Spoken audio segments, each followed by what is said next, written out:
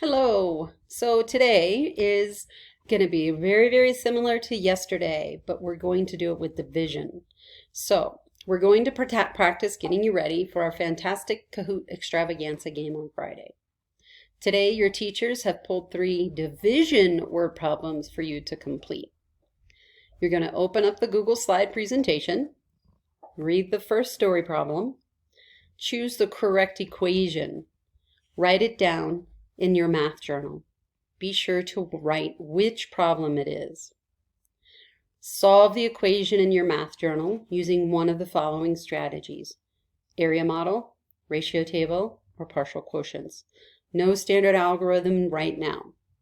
If you need a reminder why we don't use the standard algorithm, review this video from Mr. G. You're going to repeat steps 2, 3, and 4 with the other 2 word problems. Please take a picture of your work and submit it into the Google Classroom and turn it in.